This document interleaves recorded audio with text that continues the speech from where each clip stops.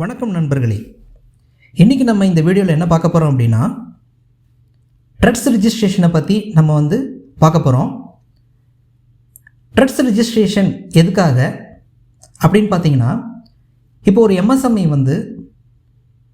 Either tyre 1 இருக்கலாம் அல்லது tyre 2 சப்ளையராக இருக்கலாம். ஒரு OEM கம்பெனிக்கு சப்ளை பண்ணுறாங்க அப்படின்னா அவங்களுக்கு ஒரு குறிப்பிட்ட நாளைக்குள்ளே either 15 days or 30 days or 45 daysக்குள்ளே அந்த கஸ்டமர் பேமெண்ட் பண்ணணும். ஆனால் ப்ராக்டிக்கலாக பார்த்தீங்கன்னா நிறைய எம்எஸ்எம்இ மோர் தென் 45 days ஆனதுக்கப்புறம் கூட பேமெண்ட்ஸ் அவங்களுக்கு கிடைக்கிறதில்ல. So to avoid such a kind of things, government என்ன பண்ணியிருக்காங்கன்னா, ட்ரட்ஸ் அப்படின்ற ஒரு பிளாட்ஃபார்மை ரெடி பண்ணியிருக்காங்க. இது யார் உருவாக்கியிருக்காங்க அப்படின்னு பார்த்தீங்கன்னா, RXIL அப்படின்ற ஒரு லிமிட்டெட் கம்பெனி ஃப்ளோட் பண்ணி அதன் மூலமாக ட்ரட்ஸ் பிளாட்ஃபார்மை உருவாக்கியிருக்காங்க. ஸோ இதனால் எம்எஸ்எம்இக்கு என்ன அட்வான்டேஜ் அப்படின்னா, அவங்களுக்கு அவங்களுடைய இன்வாய்ஸை டிஸ்கவுண்டிங் பண்ணி இம்மிடியேட்டாக அந்த பேமெண்ட்டை அவங்க ரியலைஸ் பண்ணலாம். ஸோ இதுதான் இதனுடைய முக்கியமான பெனிஃபிட். நம்ம before going to the video, எங்களுடைய ஆசான் டிவி நீங்கள் சப்ஸ்கிரைப் பண்ணனா மறக்காமல் சப்ஸ்கிரைப் பண்ணுங்கள், மறக்காமல் பெல் ஐக்கானையும் ப்ரெஸ் பண்ணிவிடுங்க. வாங்க ஃப்ரெண்ட்ஸ், வீடியோக்குள்ளே போகலாம். ஸோ ஃபஸ்ட்டு டாபிக்ஸ் என்னென்ன நம்ம கவர் பண்ணுறோம் அப்படின்னு பார்த்தீங்கன்னா, what is RXIL, why TReDS and its use, who can register, TReDS registration procedure, benefits, other highlights, website details. First பார்த்தீங்கன்னா, what is RXIL? Nothing but receivable exchange of India limited. So it is ஒரு limited company incorporated on February 25, 2016. ஸோ இது என்ன அப்படின்னு பார்த்தீங்கன்னா, இது ஒரு joint venture company. யார் யார் அப்படின்னு பார்த்தீங்கன்னா, SIDBI, nothing but small industries development bank of India, and NSE, national stock exchange of India limited. So இவங்க ரெண்டு பேரும் இணைஞ்சு ஒரு ஜாயின்ட் வெஞ்சரில் இந்த RXIL அப்படின்ற லிமிடெட் கம்பெனியை ஃப்ளோட் பண்ணியிருக்காங்க. ஸோ இந்த RXIL operates the trade receivable discounting system, nothing but TReDS platform. இந்த பிளாட்ஃபார்மை யார் ரன் பண்ணுறாங்க அப்படின்னு பார்த்தீங்கன்னா, இந்த RXIL அப்படின்றவங்க தான் ஆப்ரேட் பண்ணுறாங்க. ஸோ இதனுடைய கைட்லைன்ஸ், அதாவது ட்ரட்ஸினுடைய கைட்லைன்ஸ் எல்லாம் யார் கொடுப்பாங்க அப்படின்னு பார்த்தீங்கன்னா, RBI, reserve bank of India. Next பார்த்தீங்கன்னா, why TReDS and its use. So எதுக்காக நமக்கு இந்த ட்ரட்ஸ் பிளாட்ஃபார்மை நம்ம யூஸ் பண்ணணும் அப்படின்னு பார்த்தீங்கன்னா, உங்கள் எல்லாருக்குமே தெரிஞ்சிருக்கும், எம்எஸ்எம்இ தான் backbone of the Indian economy. அதே மாதிரி important role played by them in the country's overall economic growth.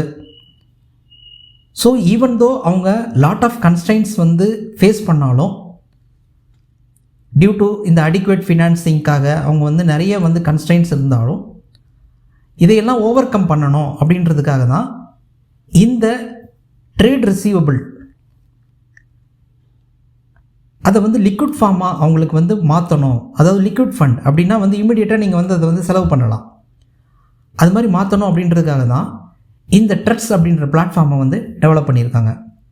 So இதில் என்ன பண்ணுறாங்க அப்படின்னு பார்த்தீங்கன்னா, டிஸ்கவுண்டிங் பிளாட்ஃபார்ம். இது நத்திங் பட் ஒரு discounting platform to support financing of MSME receivables.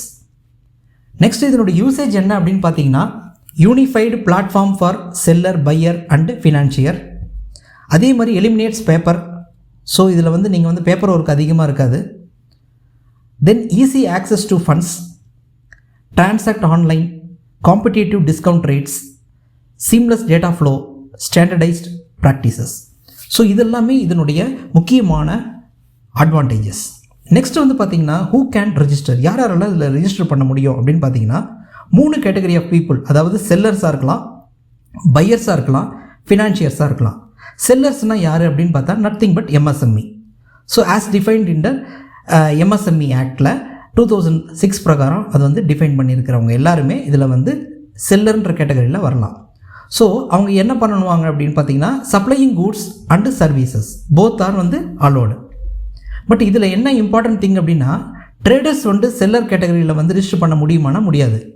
ஏன்னா ட்ரேடர்ஸ்க்கு எம்எஸ்எம்இ ஆக்ட் அப்ளிகபிள் கிடையாது. அதே மாதிரி பையர்ஸ், யார் பையர்ஸ் அப்படின்னு பார்த்தீங்கன்னா, corporates including companies and other buyers including government departments and public sector undertaking and such other entities as may be permitted by the Reserve Bank of India from time to time. ஓகேங்களா? அதே மாதிரி ஃபினான்ஷியர்ஸ்னால் யார்? Banks இருக்கலாம், NBFC இருக்கலாம், அல்லது any other institution யார் RBI வந்து time to time வந்து பெர்மிட் பண்ணியிருக்கலாம். ஸோ இவங்க எல்லாமே இந்த 3 கேட்டகரி ஆஃப் பீப்புள் வந்து இதில் ரிஜிஸ்டர் பண்ணலாம். நெக்ஸ்ட் வந்து பார்த்திங்கன்னா ட்ரட்ஸ் ரிஜிஸ்ட்ரேஷன் ப்ரொசீஜர். ஸோ என்னென்ன ஸ்டெப்ஸ் வந்து இதில் ரிஜிஸ்ட்ரேஷன் ப்ரொசீஜரில் இருக்கும் அப்படின்னு பார்த்தீங்கன்னா, ஃபஸ்ட்டு வந்து ஸ்டெப் 1 வந்து click on register and fill up all required details for creation of user ID. So first வந்து நீங்கள் என்ன பண்ணணும்னா யூசர் ஐடி வந்து க்ரியேட் பண்ணணும். அதுக்கப்புறமா என்ன பண்ணுறீங்க அப்படின்னு பார்த்தா செகண்ட் ஸ்டெப் வந்து online submission of application and requested documents. மூணாவது வந்து பார்த்தீங்கன்னா எக்ஸிக்யூஷன் ஆஃப் மாஸ்டர் அக்ரிமெண்ட்.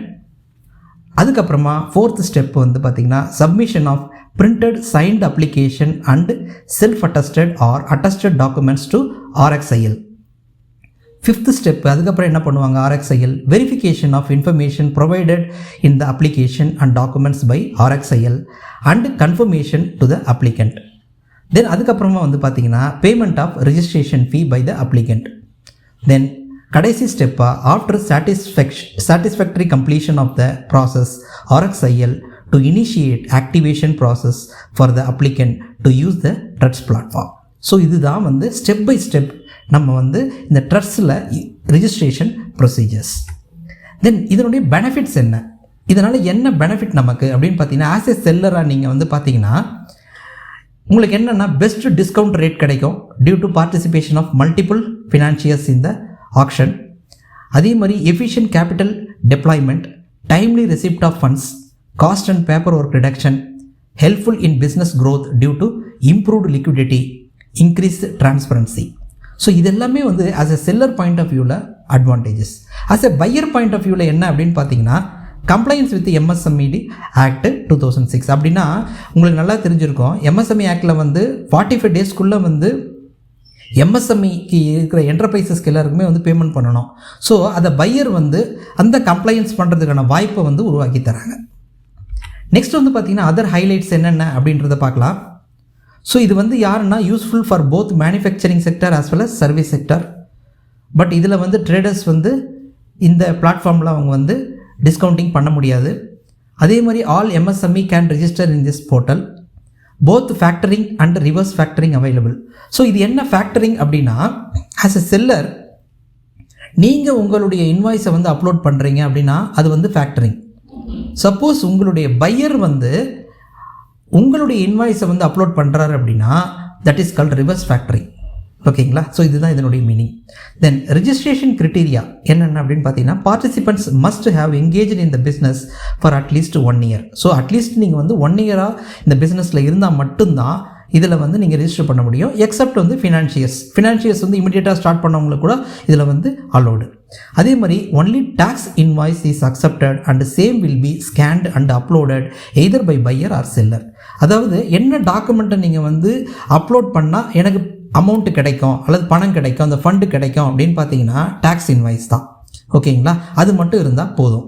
அதே மாதிரி கூட்ஸ் ரெசிப்ட் நோட்டோ அல்லது லாரி ரெசிப்ட்டு அல்லது freight delivery documents or credit or debit note இது எல்லாமே வந்து ஆப்ஷனல் டாக்குமெண்ட்ஸ் தான். ஸோ இது வந்து not mandatory document, but tax invoice வந்து mandatory document. Then uploaded invoice must be accepted by buyer or seller as the case may be. அப்படின்னு என்னென்னு பார்த்தீங்கன்னா, இப்போ நீங்கள் வந்து செல்லராக வந்து உங்களுடைய இன்வாய்ஸ் அப்லோட் பண்ணுறீங்க அப்படின்னா அதை பையர் அக்செப்ட் பண்ணணும். அதே மாதிரி பையர் வந்து உங்களுடைய இன்வாய்ஸ் அப்லோட் பண்ணுறாரு அப்படின்னா ஆஸ் எ செல்லர் நீங்கள் அக்செப்ட் பண்ணணும். ஸோ இதுதான் இதனுடைய இம்பார்ட்டன்ட் திங். தென் நெக்ஸ்ட் வந்து பார்த்தீங்கன்னா, if the pier is not registered, suppose இப்போ வந்து ஆஸ் எ செல்லர் நீங்கள் அப்லோட் பண்ணுறீங்க ஆனால் உங்களுடைய பையர் வந்து இதில் ரிஜிஸ்டர் பண்ணலைன்னா என்ன சார் பண்ணுறது அப்படின்னு பார்த்தீங்கன்னா, நீங்கள் அந்த பையரை வந்து இன்சிஸ்ட் பண்ணணும். இதில் வந்து நீங்கள் ரிஜிஸ்டர் பண்ண சொல்லி இன்சிஸ்ட் பண்ணலாம். அல்லது என்ன பண்ணலான்னா, இந்த பையனுடைய இன்ஃபர்மேஷனை இந்த RxIL டீம்கிட்ட கொடுத்தீங்கன்னா அந்த டீமானது வந்து ஃபர்தராக வந்து அவங்கள அந்த பையரை வந்து ரீச் பண்ணி அதை ரிஜிஸ்டர் பண்ணுறதுக்கு ட்ரட்ஸ் பிளாட்ஃபார்மில் ரிஜிஸ்டர் பண்ணுறதுக்கு உண்டான முயற்சிகளை வந்து அவங்க எடுப்பாங்க. அதே மாதிரி buyer can define only 1 cap rate while the seller can define cap rate for each buyer. அப்படின்னா என்ன மீனிங்னா, கேப் ரேட் அப்படின்றது மேக்ஸிமம் எவ்வளோ டிஸ்கவுண்டிங் எனக்கு வந்து ஃபார் எக்ஸாம்பிள் 5% மேலே நான் வந்து கேப் ரேட் கிடையாது அப்படின்னு வந்து ஒரு பையர் டிஃபைன் பண்ணுறாரு அப்படின்னா அவர் ஒரு டைம் தான் டிஃபைன் பண்ண முடியும். ஆனால் அதே செல்லர் வந்து for each buyer he can define. ஒரு பையருக்கு 5% சொல்லலாம், ஒரு பையருக்கு 8% சொல்லலாம், இன்னொரு பையருக்கு 10% சொல்லலாம். So this is the option is available for the seller.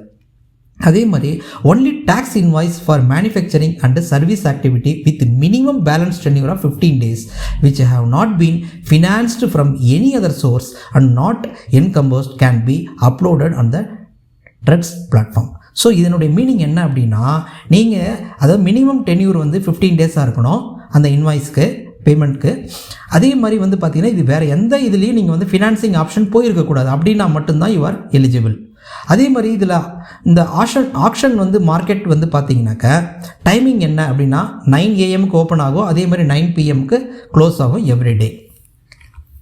Next வந்து பார்த்தீங்கன்னா த participant having the right to accept the bid can accept the bids any time during the day. So அதே மாதிரி யாரெல்லாம் இந்த பார்ட்டிசிபெண்ட்ஸ் இருப்பாங்களே ஃபைனான்சியர், அவங்க வந்து இந்த பிட்டை வந்து அக்செப்ட் பண்ணுறது வந்து any day during the time டேயில் வந்து அவங்க வந்து அக்செப்ட் பண்ணலாம். இந்த கட் ஆஃப் டைம் என்ன அப்படின்னு பார்த்தீங்கன்னா 4 PM.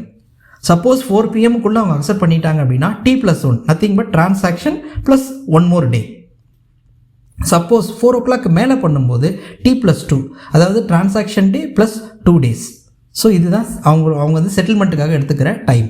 அதே மாதிரி there is a provision on the TREDS platform to define who is going to பேர் த இன்ட்ரெஸ்ட் காஸ்ட். இப்போ நம்ம சொன்னோம் இல்லைங்களா, டிஸ்கவுண்டிங் காஸ்ட் அதாவது இன்ட்ரெஸ்ட் காஸ்ட், அதுதான் வந்து இன்ட்ரெஸ்ட் காஸ்ட்னு சொல்கிறது.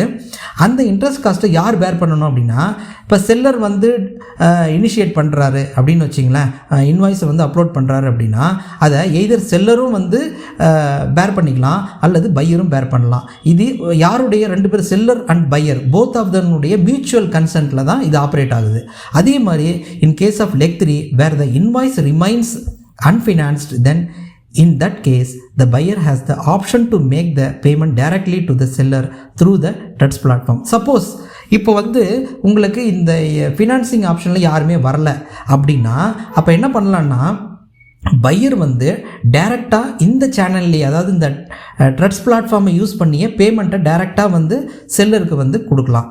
இன் such case the transaction charge will be borne by the buyer. So அது மாதிரி இருக்கும்போது டிரான்சாக்ஷன் சார்ஜஸ் அப்படின்றத பையர் தான் வந்து பேர் பண்ணுவார். ஸோ இதில் இம்பார்ட்டன்ட் திங் என்ன அப்படின்னா 2 காஸ்ட் இதில் இன்வால்வ்டு. ஒன்று வந்து இன்ட்ரெஸ்ட் காஸ்ட்டு, இன்னொன்று டிரான்சாக்ஷன் சார்ஜஸ். அதே மாதிரி நோ செக்யூரிட்டி ரிக்வயர்டு, அதாவது வந்து இதுக்கு வந்து ஏதாவது செக்யூரிட்டி தரணுமானா எதுவும் வந்து நீங்கள் கலெக்ட்ரல் செக்யூரிட்டி தர வேண்டிய அவசியம் இல்லை. எய்தர் வந்து செல்லராக இருந்தாலும் சரி, அது பையராக இருந்தாலும் சரி. நெக்ஸ்ட் வந்து பார்த்தீங்கன்னா the buyer shall repay the application to the financier on the due date of the factored invoice which shall goods acceptance date plus credit period. அது நத்திங் பட் என்னென்னா, இப்போ உங்களுக்கு பேமெண்ட் வந்துருச்சு, அதாவது நீங்கள் as a seller you received the payment. So இப்போ buyer வந்து இந்த ஃபினான்ஷியருக்கு வந்து செட்டில்மெண்ட் பண்ணணும் இல்லைங்களா, அது எப்படி அப்படின்னு பார்த்தீங்கன்னா அந்த பையர் ஆல்ரெடி எந்த டேட்டில் நீங்கள் வந்து ஃபேக்டரிங் பண்ணிங்களோ அந்த டேட்டு ப்ளஸ் வந்து credit period, suppose 30 days 45 days அது மாதிரி அவர் வாங்கியிருக்காரு இல்லையா, அந்த தான் அக்ரிமெண்ட்டு. அதாவது பையருக்கும் அந்த ஃபினான்ஷியருக்கு இருக்கிற அக்ரிமெண்ட்டு. அதன் பிரகாரம் இந்த கிரெடிட் பீரியடை வந்து அவங்க டிஃபைன் பண்ணியிருப்பாங்க. ஸோ இந்த பீரியடுக்கு அப்புறமா அவங்க வந்து பையர் வந்து ஃபினான்ஷியருக்கு வந்து பேமெண்ட் பண்ணணும். If the due date falls on the holiday the application need to be settled on the preceding working day. ஓகேங்களா. ஸோ அதுக்கு இமிடியேட்டாக வர்ற நெக்ஸ்ட் டே வந்து he has to repay that money. So யார் வந்து பே பண்ணணும் அப்படின்னா பையர் வந்து ஃபினான்ஷியருக்கு வந்து பண்ணணும். தென் அதே மாதிரி பார்த்தீங்கன்னா நான் payment by the buyer on the due date to the financier is tantamount to a default by the buyer. So இப்போ வந்து சப்போஸ் பையர் வந்து அந்த டியூ டேட்டில் வந்து பே பண்ணலை அப்படின்னா அவர் வந்து பேமெண்ட் டிஃபால்ட் பண்ண மாதிரி வந்து கணக்கெடுத்து கொள்ளப்படும். அதே மாதிரி the transaction is marked as failed in the TREDS platform, the buyer is required to settle directly to the financier. அதுக்கப்புறமா வந்து ஃபினான்ஷியர் வந்து ஃபர்தர் ஆக்ஷன்ஸ் எல்லாமே வந்து அவங்க எடுத்துருவாங்க. ஸோ நெக்ஸ்ட் வந்து பார்த்திங்கன்னா வெப்சைட் டீட்டெயில்ஸ். ஸோ ரெக்ஸிலினுடைய போர்ட்டல் லிங்க் வந்து அப்படின்னு பார்த்தீங்கன்னா நாங்கள் கொடுத்துருக்கோம் www.rxil.in. அதே மாதிரி நியூ ரிஜிஸ்ட்ரேஷனாக இருந்தது அப்படின்னா அதனுடைய லிங்க்கும் வந்து நாங்கள் இங்கே வந்து கொடுத்துருக்கேன். அதே மாதிரி இப்போ உங்களுக்கு FAQ அதாவது ஃப்ரீக்வெண்ட்லி ஆஸ்க்டு கொஷின்ஸ் இது ரிலேட்டடாக இருக்கிற டீட்டெயில்ஸ் எல்லாமே வந்து இந்த லிங்க்கில் வந்து உங்களுக்கு வந்து அவைலபிள் இருக்குது. ஸோ இதை நீங்கள் கிளிக் பண்ணிங்கனாக்கா ஆட்டோமேட்டிக்காக வந்து நீங்கள் அந்த FAQவை வந்து இன்னும் ஃபர்தர் டீட்டெயில்ஸ் எல்லாமே நீங்கள் வந்து தெரிஞ்சுக்கலாம். ஃப்ரெண்ட்ஸ், இந்த வீடியோ வந்து உங்களுக்கு ரொம்ப யூஸ்ஃபுல்லாக இருந்திருக்கும்னு நாங்கள் நம்புகிறோம். உங்களுக்கு ஏதாவது டவுட்ஸு அல்லது கிளாரிஃபிகேஷன்ஸ் இருந்ததுன்னா எங்களுடைய கமெண்ட் பாக்ஸில் வந்து கமெண்ட் பண்ணுங்கள். Will get back to you. மறக்காமல் எங்களுடைய ஆசான் டிவி வந்து சப்ஸ்கிரைப் பண்ணுங்கள். தேங்க்யூ ஃபார் வாட்சிங் this video. Thank you very much.